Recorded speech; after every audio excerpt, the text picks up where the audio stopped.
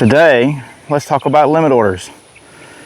How would you like to buy and sell at a price that you want to, at your predetermined price? Well, you can do that with a limit order.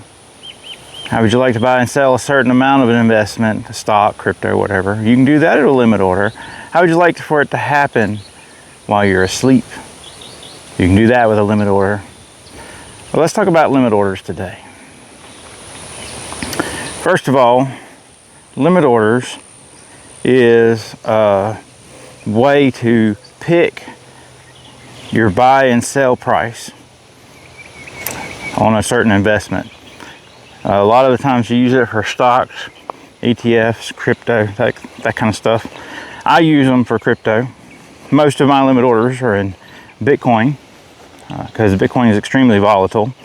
And so limit orders help me buy and sell when the volatility is really high. And so it's really good. You know, I would do really bad as a day trader.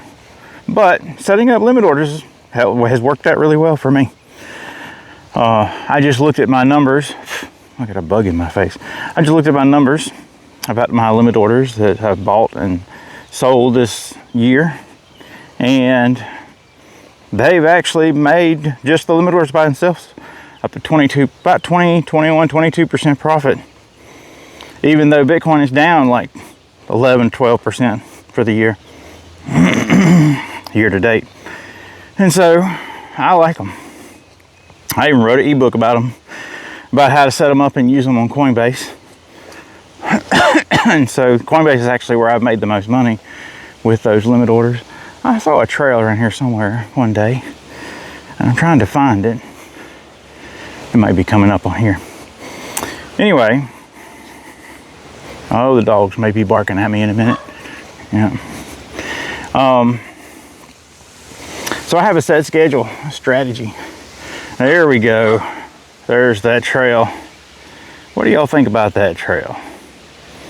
It kind of looks scary. Lord of the Rings type trail. Let's go in that trail and see what happens. It's kind of like setting up a limit order. You set it up and you kind of wait and see what happens. There's pros and cons with limit orders. And so let's talk about those so you'll know what you're getting into a little bit. This is not financial advice, by the way.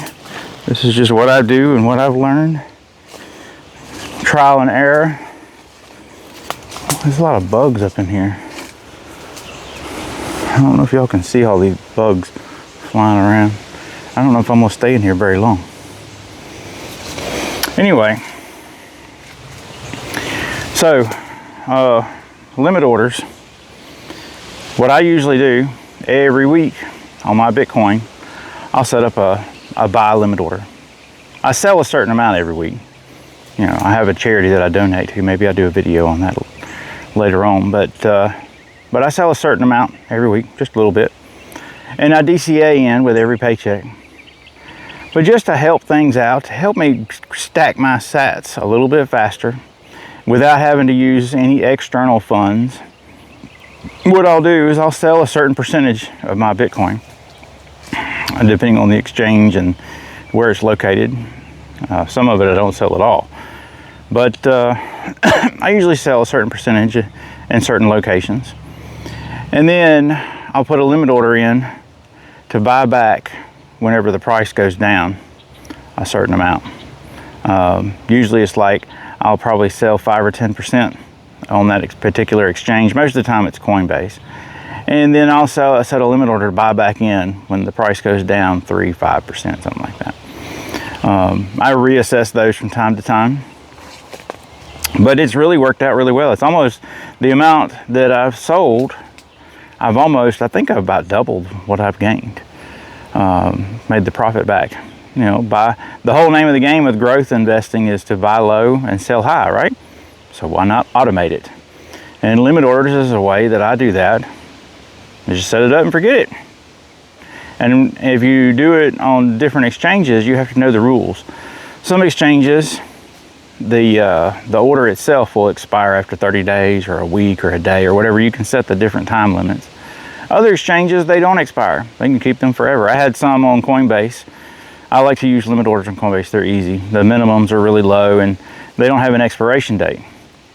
And so I've had some that was from last year that triggered early this year.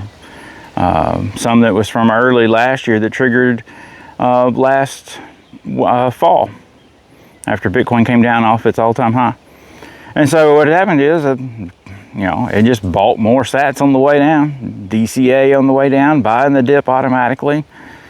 And so it helps out. It helps me stack sats. And it's really effortless. I just sell, set it up, and wait.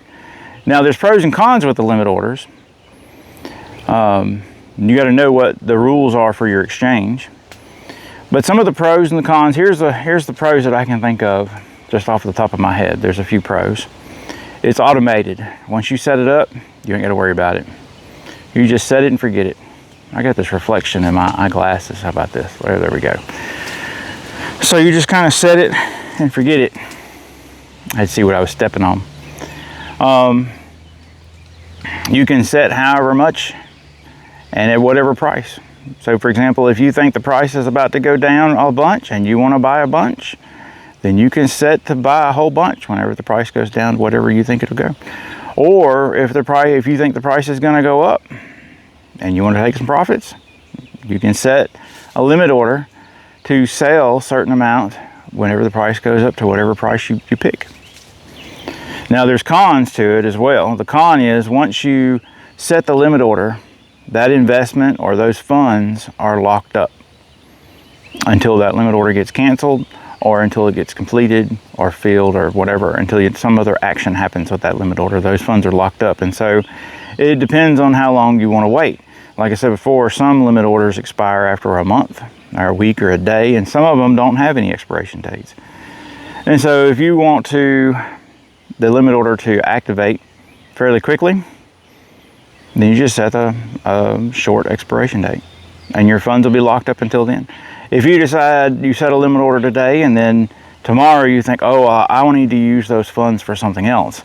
A lot of the times you can go in, depending on your exchange, like I said, you got to know the rules of your exchange, whatever you're using. You can go in and cancel that limit order and get the funds back. And then you can use it for whatever you want to use it for after that. I usually have a schedule that I follow, and periodically I'll reassess those strategies and reassess that schedule. And so, that's probably a good idea to follow a schedule, to have a plan. If you take action without having a plan, things happen that aren't planned. And sometimes they're good and sometimes they're bad. But just like they say, they say in the A-Team, I love it when a plan comes together. Anyway, so the mental aspects of limit orders, you've got to have patience, especially if you have long time frames on limit orders. If you want it to act quickly, set a short time frame. If you want it to, say, last for a week, you think the price is going to move really quickly in a week, then set it for a week. If you don't mind waiting, then just set it wherever the max is. A lot of these decentralized exchanges that I use on like PancakeSwap and Cetus and Jupiter. I think the max on them is like a month, and after that they expire. The funds go back in your wallet. So on Coinbase, like I said, it doesn't have an expiration date, so you can set it and forget it. It may be a year from now, and it happens. That's happened to me. But I've enjoyed it. I just did a little calculations. The amount that I've sold for the limit orders and the amount that is bought in for the limit orders, and the difference in the dollar amount and the Bitcoin amount, it's been about 20%. Now there's some changes that I'm going to make. One of the exchanges that I use has a higher limit or a higher minimum that you have to use, so I'm going to make some changes, kind of get away from that. I might reduce the number of exchanges that I use for my Bitcoin limit orders.